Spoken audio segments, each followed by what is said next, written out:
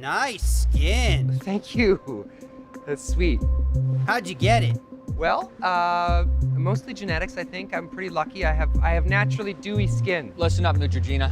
You know you can't go around looking like that. The rules are clear. And another thing, you can't hack the NPC avatars. No, sir. It screws up the mission load, and it makes the game look bad. Horrible! Yeah. I got like 5% of that. Lose the skin! How am I supposed to get rid of my skin? Take it off, man. Just take it off. What are you doing? What? Seriously. The whole thing, the face, the How? outfit, everything. Ditch it. If you don't, we're gonna kill you. Why? And we're gonna keep killing you. Still why? Until we do find out who you are, and then we're gonna ban you for life. No. Okay, I want to comply. I just find the order of those threats very confusing. Somebody's about to get shot. Light 'em up! You're listening to Tonebenders, the Sound Designers Podcast. Let's do this.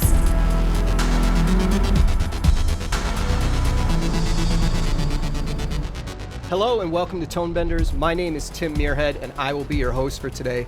I'm very excited for this conversation we're about to have, so we're simply going to jump right into it. Today we're going to talk to three members of the sound team from the new film, Free Guy. The majority of the film takes place in an open-world online game within its constructed reality, and then suddenly a non-playable character becomes self-aware and his actions begin a surprising chain of events. Joining us today are Supervising Sound Editor and SFX Re-Recording Mixer, Craig Henighan. Craig has worked on some of my favorite series and films, including Roma, Stranger Things, and Deadpool. Welcome to Tonebenders, Craig. It's great to have you aboard. Great, thank you, Tim. Glad to be here. Excellent. And joining us from New Zealand, we have Ryan Cole. Ryan was the Dialog Supervisor on Free Guy. His past credits include Miss Juneteenth, Brightburn, and also Stranger Things. Nice to meet you, Ryan. How are you doing today? Good, how are you? Yeah, thanks for having us. No problem. And finally joining us is Paul Massey. Paul was previously on Tonebenders to talk about his work on Ford vs. Ferrari on episode 116. He is a 9-time Oscar nominee for films like Legends of the Fall, The Martian, Bohemian Rhapsody. He was the dialogue and re-recording mixer on Free Guy. Great to talk to you again, Paul. Thanks for joining us. Thanks, Tim. Great to talk to you also. Thanks for having us. Okay, let's get down into Free Guy. Let's talk about chaos. Okay, because a lot of this film has a lot of chaos in it. In a normal film, when you have a simple scene of a walk and talk down a street while two characters are on their way to work, it's a fairly simple sound job. This film, during their walk and talk, there's helicopters crashing into buildings, tank battles, people blowing up bank heists. It's pure chaos around them, and we're supposed to hear every word they're saying as if it's just a normal conversation. How do you even begin to construct a scene like this for sound when it seems like an impossible task? Craig, do you want to start us off on that? It's really about background details, right? Like, it's not about sort of just obliterating the whole scene with a bunch of stuff. It's about sort of picking your battles, obviously listening to what the dialogue's doing, what the story is. Just looking for opportunities, maybe in between a line of dialogue, maybe the rhythm of what they're talking about or the rhythm of the dialogue and sort of riffing off of that. Sorry, you got to forgive me. It's been. When did we finish this mix, Paul? Like, because of COVID and stuff. Seems like been about a while. 4 years It's ago. almost a year ago, I think, actually. Let me back up. Sorry, Tim. So basically, when I'm constructing a scene, you know, especially with something where you want to convey a lot of things going on in the background, because essentially you are in a video game and you're sort of seeing something in the sort of mid background or the deep background. The idea is just to sort of pick your spots in between some dialogue, listening sort of the rhythm of what the scene's about, and sort of just looking for opportunities to sort of tell a quick sonic story. There's a lot of sirens and a lot of sort of police sort of activity, but that kind of got boring pretty quickly. So we started there's like a really interesting chainsaw in one of the scenes as you walk by, and you just sort of hear it rev and it sort of goes off screen quickly. There's gunshots, there's people screaming. You know, ideally at the beginning of the movie, we don't really know, and Guy isn't fully sentient yet. He hasn't realized what he is yet. So there's a little bit more chaos going on. There's rockets, firing into cars. There's explosions. There's all these sort of like things, like you mentioned, the helicopters. It was just really about setting up that world that's kind of a busy world that's full of life, so that we can juxtapose when we go into the real world, that it's sort of like dull, for lack of a better way to describe it. Paul, how did you react when you first saw these scenes that you were going to have to tackle? Because we were essentially inside a video game, Craig was allowed, and his team were allowed an awful lot of license to come up with sort of constant action or highlight action as needed. far more than if it was just a normal purely live action drama shoot, which was great because you can add an awful lot of detail, a lot of color, a lot of transients when you can bob and weave around dialogue. I mean, clearly we had to concentrate on which dialogue was essential to hear for the story and which dialogue was going to be, secondary character off in the distance or even throwaway from the principal characters, which doesn't happen very often, but when it does, we could sit on it a little bit. And then we had to pick our battles with sound effects and music, just weaving around them. Often, I'd use a lot of compression on dialogue to try and sit above something that had to exist loud in the effects world, or had to be really driven hard by the score from Christoph. So, I mean, there were a few scenes that were really challenging that way, like they're escaping in a car and the buildings are closing in on them. You needed that constant level of effects accentuation from the car itself, from the suspension bumps, from the buildings themselves rumbling away. And yet you had to hear that dialogue. So there were a few areas where we were able to also move off-stage dialogue to try and work around the sound effects highlights that we needed better. But of course, you had to, in that sequence itself, it had to build to a climactic, will they make it or will they not make it? Craig had to keep the pressure on there for sound effects.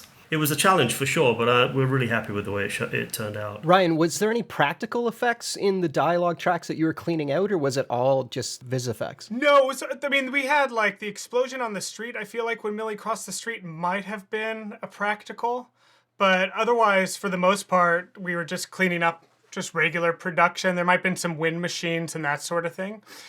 There's a fair amount of music that they play on set to kind of get everyone in the mood that we cut around, but they usually cut it out before they say action or right when they say action. But it was pretty much, a lot, because it was a busy city, there was a lot of production to clean up because you see all the cars there. Those were all not added. That big truck when Buddy and Guy turned the first corner was the bane of our existence for a while.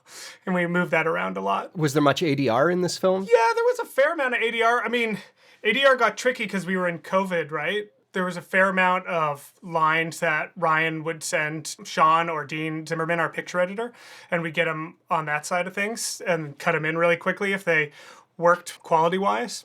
I feel like we played a lot of production for most of it. Maybe some of the off-screen jokes were ADR, and obviously all the loop group and little added bits there where you see the guys in the background, but it was, for the most part, it was a lot of production. I just have to mention that Jim Brookshire was our ADR supervisor. Exactly. Ryan was with me all the way from the beginning of the edit, and we did all the temps together and stuff, and then Jim, as we got closer to the final, we got closer to sort of prepping for mix, we brought Jim in, and he sort of dealt with group, obviously, and any sort of ADR lines that the guys wanted to pick up or technical stuff. So Ryan and Craig, you both worked together on Stranger Things, correct? Yep, Correct. we sure do. Yep. Was Stranger Things the first time you worked together, or have you been working together for a long time? Ryan worked at Fox for a long time with Andy Nelson. Sorry, Ryan, I'm speaking for yourself. You can jump in. Yeah, no, I was a recordist on one of the mix stages across the hall from Paul when it was 20th Century Fox. And then I think the first show I worked on with Craig was actually another Shawn movie, Date Night. And then I transitioned from recordist into editorial, following in my wife's footsteps. And then I think I was a little bit on Wheelman, and then I was on Darkest Minds with Dean Zimmerman, who then recommended me, I believe, to Craig for Stranger Things. That's how it went. So after many, many episodes of Stranger Things in this film, are you guys in each other's heads now? Can you just communicate effortlessly? A little bit. I mean, it's like you were mentioning before we sort of got going, just about how, people are isolated, right? Obviously with the world situation, but even as a film, crews are smaller and smaller, budgets are smaller. I tend to have a philosophy, if I can keep as many people working as possible, I will. But ideally I have a core group, and Ryan's a big part of that core editorial team. And the idea there is that if I can get Dean to sort of be contacting Ryan directly about a line of dialogue or something they have a problem with, then I don't have to get in the middle of it. I don't have to be, I'm supervising in some sense, but I don't want to handhold every single, situation what comes up. So the fact is, Dean and Ryan can kind of get along and do something, then I don't have to sort of get in the middle of it and retranslate what Dean wants. It's sort of right from the horse's mouth. And, we are pretty isolated nowadays, and it just takes an extra level of communication, takes an extra level of just sort of commitment. You just got to be heads up. You just got to sort of like, it's either texting or email or phone calls or Zoom meetings quickly, and so that's kind of why I sort of depend on someone like Ryan, because he doesn't need hand-holding every single day and every single moment. I can let him kind of go do his thing. We have sort of a working relationship with all these different shows we worked on, so he sort of knows how we're going to do temp mixes. We sort of know sort of each goalpost, sort of like we know what we need to accomplish, I guess, for lack of a better way to describe it, and sort of big picture sort of idea. And Dean is very, very supportive of sound and very supportive of us getting on early.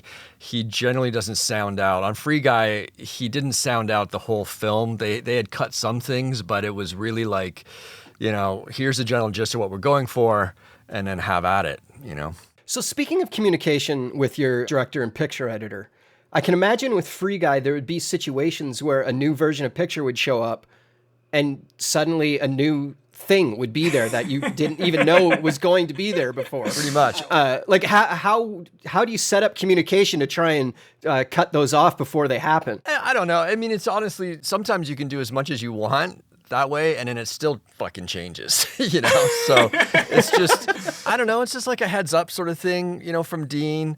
There was a bunch in this film that sort of came in and then went away, and a lot of it was to do with sort of the other NPCs that they were sort of having, in the background, and something, like you said, something would show up for a few versions and then it would disappear. There was some really awesome stuff that was in really, really early on. But then I think once the movie starts to gel, and then once the visual effects start to really sort of gel together, some of the things that were in the background were kind of distracting, kind of made it almost too jokey or too video gamey, for lack of a better way to describe it. Like, there was this fine line of like, yeah, we're in a video game, but it's actually Guy's life, and sort of we had to sort of think about it in that sensibility. It wasn't like every single opportunity to put in a cool sound of a video game-esque type thing was always warranted. It was always something of sort of always being sort of rooted in what Guy is feeling or what Guy's doing and what the story's doing. And then it sort of translated out from that, This is a question that I last asked when Paul was on the podcast before. In terms of Ford versus Ferrari, we talked about the idea of ear fatigue, that you can't have a race just at full volume the entire time. And the same thing happens in Free Guy. There are these scenes where there's chaos happening, but then there's these moments where they go inside, and the interiors within the game seem to be much quieter than the exteriors. Obviously, story-wise and where they go, like when they go into Molotov's stash house or Revenge of Button's stash house, there's not a lot going on in those rooms. So, for me to kind of, I did try a few times, like, I can do some cooler synth tones or some cooler drones or some video gamey sort of type throbs or pulses. And it kind of just called, attraction to itself. And it was sort of like it didn't really need it, And then when we got into the mix, Paul would just yell at me, turn it down. No, I'm kidding. Paul and I we've mixed a number of movies together, and we have this really great handoff of back and forth. And the great thing about working with Paul is I get to sit and watch a master at work with dialogue and music. When you're in a final mix with a guy like Paul, and you're like just watching him, how he's sort of weaving music in and around, or looking for the different instruments in the score, and sort of like he's designing the scene himself with the dialogue and the music. So I just sort of get to listen to that while he's building that all up before I even get to do an effects pass of things. And then once I sort of do my pass and get all my ducks in a row, then we actually go through it together, and then we'll sort of look for handoff moments. We'll look for moments in story where we can be quieter.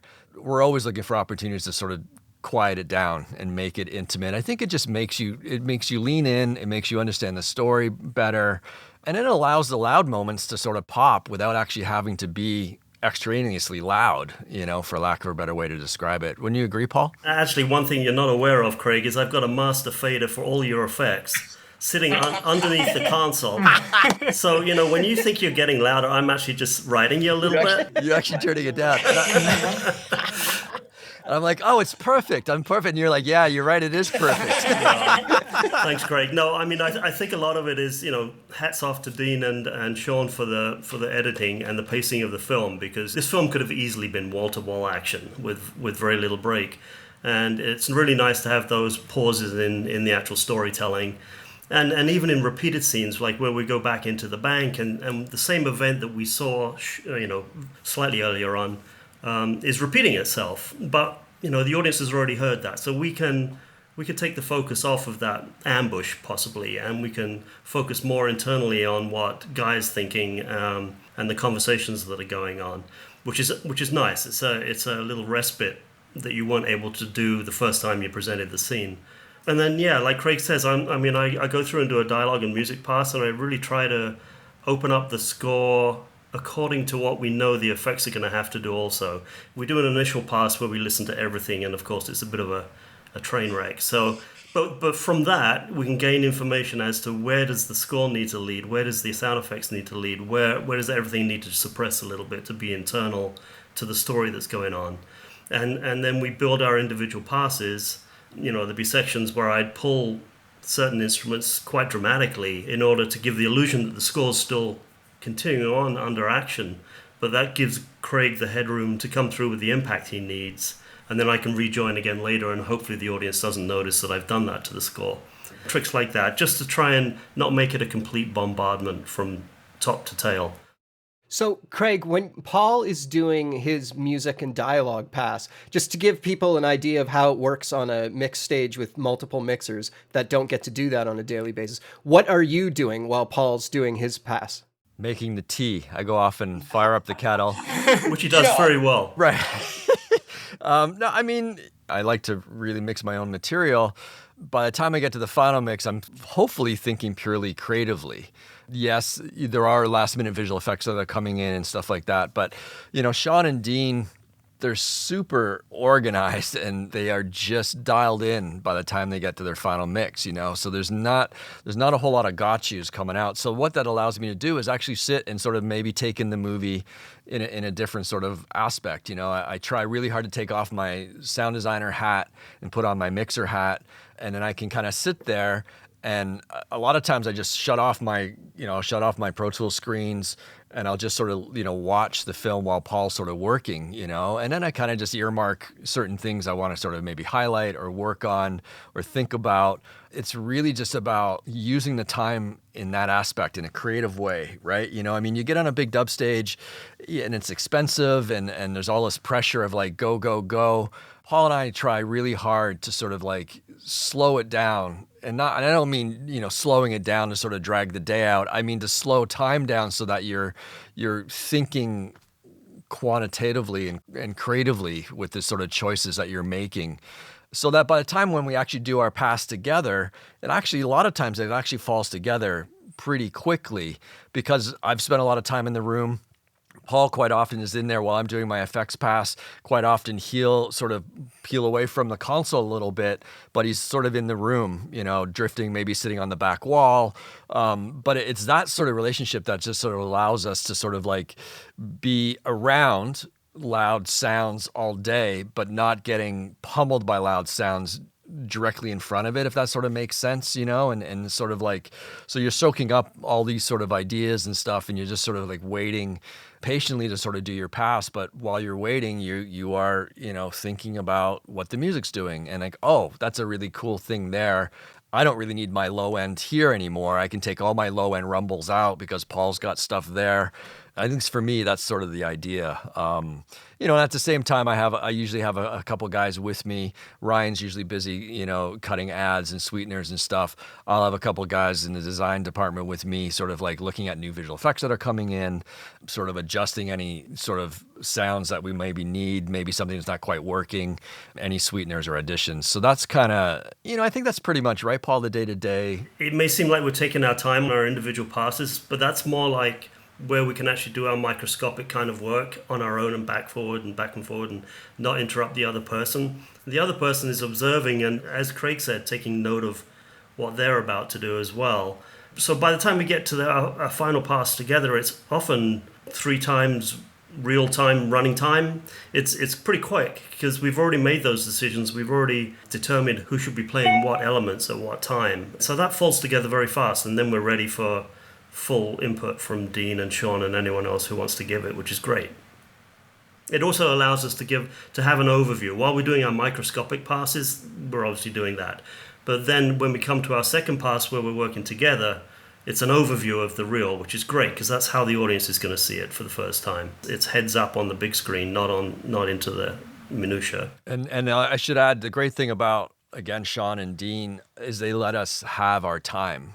If we looked at it like, okay, we're going to have 2 days per reel, for instance, right, which is pretty much in the neighborhood of where it is, we generally get the first day on our own, you know. Usually Dean and Shawn are off color timing or dealing with visual effects or something else, but they also understand that they can come in as the sort of fresh, like they're not in the minutia. They're not hearing me go over a gunshot 50 times or Paul working on a score from the ground up. So they're not, you know, so they're getting the sensibility of like, let's let the guys do their thing.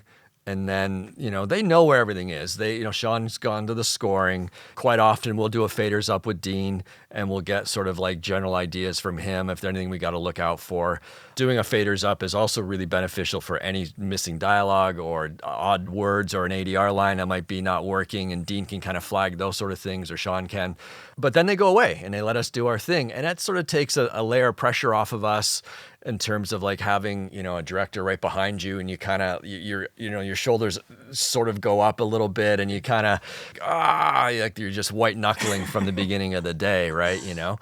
And we've been on movies that, you know, you've had a director that sits right beside you and wants to be there. And that's awesome as well. I mean, I kind of like both, right? And you just got to kind of read what the director's all about and what they want to do. And sometimes having a director there every single step of the way is amazing and can be completely awesome. And then there's other times where I feel like because of who that person is, maybe it's better for them to sort of see a macro mixed version of this, and then they can kind of highlight kind of what they're interested in fixing. And then if we got to dig in, if we've gone down a road, you know, that doesn't work, they'll tell us right away. They have, you know, directors have no qualm in saying, hey, this isn't working. And then, you know, we'll back up and then we're like, okay.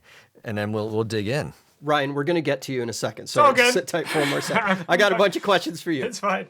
How do you guys deal with people talking in the room? You're trying to mix, someone's having a conversation in the back of the room. What's your way of kind of politely getting the room back to what it's supposed to be doing? Most of the time, anyone having a conversation behind Craig trying to work or behind me trying to work is pretty distracting. So no, most of the time that happens offline or outside of the stage, I think. I mean, there will be conversations where everyone's involved, but to try and get through something that you're really concentrating on as a mixer or a sound designer and have someone just chatting away about how dinner was last night is so distracting. It really is. We've all been there, though. I just zip down to the loudest sequence and just like play it over and over Everyone and over. And then everyone just like, then you, like 30 seconds later, usually everyone gets this. I'm just But no one wanted to be on the stage on this one because you had to wear a mask if you were out there. So everyone was in their own little room because this is one of the first COVID shows we did. The equivalent to Craig's gunshot is I'd just take a line of ADR and put it on a loop and start working on it. And after a while, they go, the door that, the door that, the door that, the door that, and they're just like, I'm done, I'm out of here. Well played. So Ryan, let's talk to you for a moment. Sure. There's a key sequence in the film. I'm going to try and explain this to you without giving away what it is if anyone hasn't seen the film yet, though. But Ryan Reynolds plays two characters in the movie at one point. How did you go about tackling having both voices going at the same time? Well, I believe Ryan was on set doing a lot of the lines. You know, we had the stunt double there, but then Ryan would feed him the lines and then Ryan would record them later. And we also had this system called the Egg, where Ryan could record, where they recorded his face in order to put his face on the actor's body. And we just used that. And there wasn't really, I mean, it was just, we didn't do like any special pitching to make him sound bigger or tougher. He just did the voice and it all really worked. Oh. That one was not very, as far as high tech goes. I mean, it's high tech in what they had to do and record him offline and all the facial capture. But otherwise, we didn't do any special processing. I mean, Paul maybe EQ'd him to give him a little beef to his voice, but otherwise, he didn't want to deepen it because that was kind of the joke as well. You know, he wasn't a monster. He was just kind of a different version of Ryan. Paul, did you beef him up? We beefed him up a little bit, but not, you know, like Ryan says, we didn't go crazy because didn't want it to sound like a out-of-body experience, you know? So, Ryan, what was the toughest scene for you when you got the dialogue tracks? What was the hardest to clean up for you? The city stuff on the city streets was pretty tough. Tom Williams was our production mixer and he did a great job, but, you know, there's only so much you can do with a big truck driving by. You know what I mean? And same with the park at the end. I think they invited every single bird possible onto the set that day.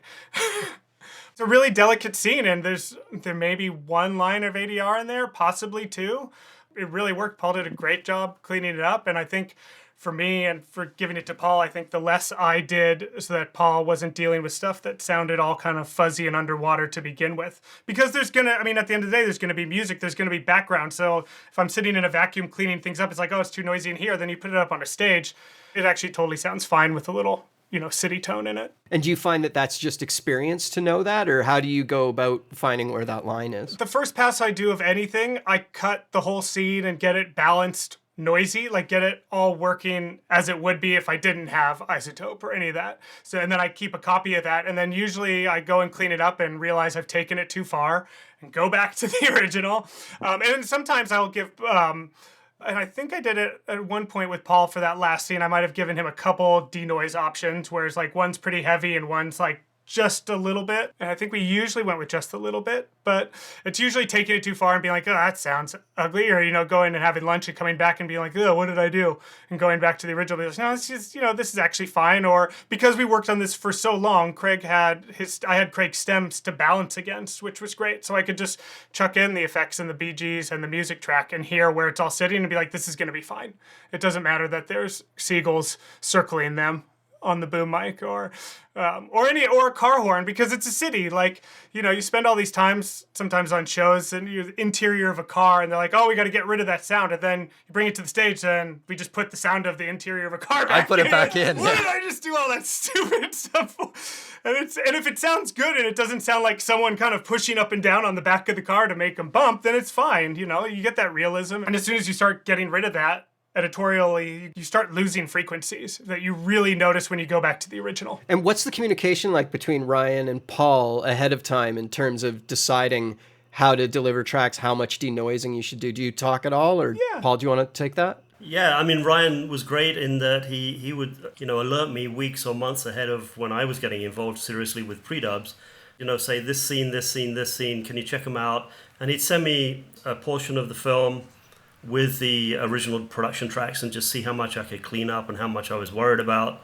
And then we'd talk about it, obviously, and Ryan and Craig would present to Dean and Shawn options as to, you know, whether we should ADR it or not, with my involvement also sometimes. And this is weeks ahead of, you know, when I was truly on board the show. I rely a lot on my Harrison console for the sort of plug-in noise reduction work that I do, along with isotope and such. So I think most of the time, Ryan and I settled on areas where he had done a preliminary, as he said, a couple of options of isotope, and we'd generally go with the lighter version, which was useful, but we didn't want to dig too far at that moment. And then once I can put it up against Craig's effects on the stage and through my pre-dubs, I'll use the Harrison plugins or toys to try and get the bulk of that noise out and get it to a point where it's acceptable. I must say the park sequence that Ryan's referring to was pretty much on edge, but you know, as always, you know, performance is king, and so if the performance is there, we have to make it work. And we were on a very fine line of is that okay, Shawn? And if he said no, can you clean that up a bit more, we'd be like, oh no, here we go, because it would start to dig into the dialogue, you know. But you know, performance is king. And if people can understand the story and not get distracted by the city noise that's on that particular production track, then I think we have to go with it. Not so much for that scene particularly, but I have to give Ryan Reynolds' commitment to dialogue and commitment to his filmmaking and to his films is at such a high level and a high bar. He really, really cares, to the point. I remember doing a temp. We did a temp, right? Ryan and Dean was with us.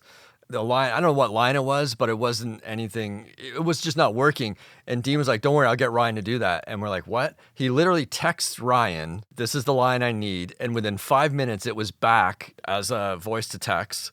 Dean airdropped it over to Ryan's phone, and Ryan dropped it in. And 5 minutes later, it was in our temp mix. Now, granted, it's an iPhone line and all those things that come with it. But I think when you're dealing with an actor that's that committed and that available, it just makes the movie better. And we did that. There were so many things going on in this film that were born of those ideas and those situations where Dean was like, oh shit, I'm going to get him to say this, or Shawn would do it. And then it would just come back. And it was like, this is fantastic. It's almost like real time sort of writing, kind of idea. It was really interesting. I think we did a little bit of that on Deadpool. Actually, we probably did a lot of it on Deadpool because he's got a mask on, so he could kind of say anything. When Paul makes Deadpool, he was challenged with voice quality behind the mask was something that I felt, in the attempts that, I'd done were problematic. But like I said, in this film, they were using it for creative purposes, and I think he has a little iPhone mic, right, Ryan? There's a lot of iPhone lines that made it into the film because he's using a high quality mic, and he's so good at matching. And even without Dean sending him a reference, he's seen the movie so many times, and he was a producer, right? So he knows the line so well. He knows how to say it to match it right in. He was really good at that. It was rad. It was really awesome to be part of something like that with him. He was, because he's on the other side of the country, and it's just like, bam, what? That just came, what? It's just like awesome, Incredibly enthusiastic. If you felt like it was going to make the film better, he was always available. It was great. Yeah. Really great. I'm glad you brought up enthusiasm because the main character that Ryan Reynolds plays within the movie is kind of endlessly positive at the beginning of the film. Even though his bank is being robbed every day, he's getting shot at, he gets punched a couple times, he's just relentlessly happy throughout it all. But then as he realizes this world he's living in is more sinister than he thinks, his POV on the world starts to change. And I'm wondering if you use sound to kind of help the audience realize that change in perspective. About a month and a half out, a lot of the visuals for all the signs at the bank and all the sort of crayons and stuff started showing up, and you were able to fine-tune some of the sound design. I don't know if you noticed, it's kind of a subtext, but there's a lot of happy sort of like major key type beeps and blips and stuff in the movie. And then when everything's going to hell at the end of the film, a lot of that digital sound, all that sort of digital stuff when the world is sort of falling apart is more sort of in a more of aggressive, distorted sort of minor key. It's sort of a subtle thing. But that all really worked with the music, which I was very, very happy with. I think, we got past the first reel, and that kind of set us on a really good footing. That whole opening sequence with the voiceover, and you want to hear all these tiny sound effects underneath it. It took a little bit to get that sequence under our belt. Initially, we did a first temp, right, Ryan? I think we did the first one we did, which was like 8 months prior. There was no voiceover at the beginning. No voiceover at all. No. It was like, this is rad. It's going to be just full on music and sound effects. Action. Just big action movie. It was like a giant action movie, and it was like, it was fucking great, right? And then, but story-wise and sort of like what the film's about was sort of confusing to people. So then they were like, okay, well, we're going to do this voiceover, welcome to Free City, and sort of set up the narrative of what we're going to get into. But of course, they still want to hear all the music, and they still want to hear as many sound effects as they can underneath all those sort of things. So that I think once we kind of got that scene dialed in and that reel dialed in, that kind of really just set the foot for the world. It was really about making the video game world feel as one thing, and then the real world feel as a completely other thing. And I think we really achieved that, Well, that contrast really adds to the movie and the humor of it, and the contrast to the two worlds, like the auditory contrast. Even, the big sweeping music into the kiss is one of the funniest parts in the whole film, where it cuts to, Millie in a room completely silent. And I think those sort of auditory contrasts really added to it all. One thing that I really liked, it's a video game world, so you can get away with it, but when he first puts on the sunglasses, all of a sudden he's hearing things, even though he put on glasses. Yep. But that's when all of the telemetry and UI sound effects come into play. And that added another whole level of work, I'm sure, for you guys. Initially, there was a bit of like how what are the rules, or what aren't the rules as to what we're doing and not doing with the glasses on, the glasses off? Why is he hearing some things? Why isn't he hearing other things? And ultimately, it was like, they had a little bit of, I think they had the army girl walking by, and they had this sort of like turret guns coming up and the jets flying by, but they didn't have any of the cryons and any of the sort of bank things. They didn't have any of these other sort of little things. So it just became this idea of like world on, world off, world on. And it works really comedically as well. Like, it works on so many different levels. And it actually, I think it allows an audience member to actually have a little bit of fun and actually know that we're not taking ourselves too seriously with like what we're trying to do with the world sonically. And you can actually engage into it. And then just after that moment, when he grabs the briefcase with the red cross on it, then that wicked song kicks in. And then he realizes what his life's all about, and then we're just off to the races. We're off to like a really fun moment, and that's kind of something that we just kind of went with kind of what made sense rhythmically, what made sense from an instinct, what made sense sonically. And that's kind of where a lot of those beeps are sort of in a major key, and a lot in their happier beeps and fun, more of a fun sort of sound. So that just sort of really set up the world, and it stayed out of the way of the music. Some of those higher kind of telemetry and higher UI beeps and stuff, all that stuff stays higher up. So frequency wise, Paul and I aren't having to fight sort of like certain things. And that's always, again, I think from a mixing and a sound design standpoint, inevitably you show up at a mix and there's always, too much stuff, and I don't mean too much stuff in a negative sense. I mean too much stuff as like, okay, we have a lot of great things that now we can kind of work through and figure out what's going to work and not work. I feel as a sound designer, if I can kind of get ahead of that a little bit and sort of like go, okay, I'm going to stay in this world over here because I know the music is sort of doing this over here. And even if it's temp music, I know they're probably going to score something in that similar vein. It just makes your life a little bit easier, when you're final mixing. You're not having to reach for frequencies. You're not having to cut a bunch of stuff out and scramble, Well, you said fun about 10 times in that answer.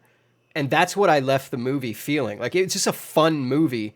It sounds almost strange to say, but big blockbusters aren't always fun. Dark heroes and anti-heroes and stuff are kind of the thing that's been happening for a long time. And this film, I was just smiling through the whole movie, and I had a blast watching it. The sound that you guys did played a big role in that. So thanks for giving me a good night out. That's great. That's Shawn, his philosophy of life, and he just really is that guy. He is that. And him and Ryan together, I mean, it's like a marriage made in sort of film heaven. Those two guys are, I won't be surprised in the next few years that they make a bunch more films together, projects together. They really have, family is a big thing to both of them. Honesty and sort of integrity and sort of positivity, in the world. And because you are right, there are a lot of blockbusters out there that are, they're great, but they can trend on the darker side of things, and that's not Shawn, and that's not who he is, and it's probably why he hasn't really gone down those roads with sort of any of his movies. I would say, it's always been pretty upbeat and likes to wield the action movie sword, and we did this on Real Steel as well, where it was the action, giant robots boxing and fighting, but there was always at the heart of it, there was always this really, heartfelt story of a father and son, and the romantic story in Free Guy.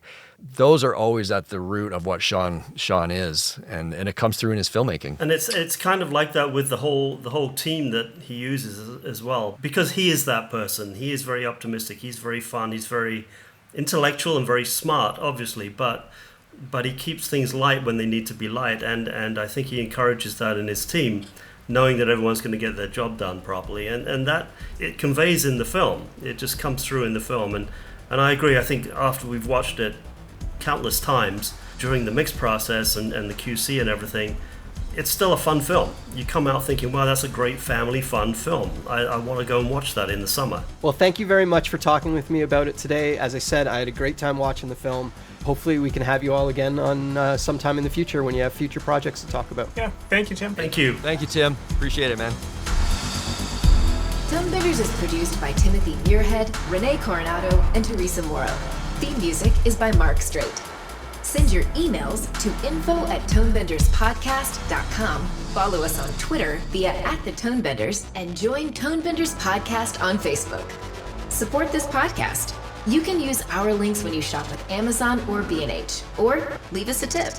Just go to tonebenderspodcast.com and click the support button. Thanks for listening. If you are interested in more pro audio related content, stay tuned to hear what other members of the Audio Podcast Alliance are releasing. To learn more and find links to other shows similar to Tonebenders, go to audiopodcast.org. Immersive Audio Podcast, a podcast that explores all things immersive audio. We talk to thought leaders covering the art, science, and business of this fast-changing industry. We aim to inform, educate, explore, and unite the community. Subscribe now on your favorite podcast app.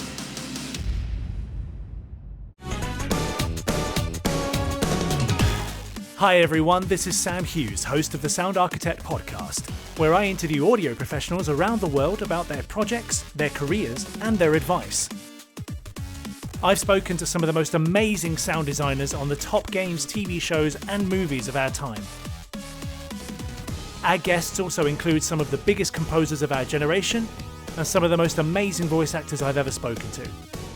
Catch the Sound Architect podcast wherever you listen to your podcast or at our website www.thesoundarchitect.co.uk. See you there.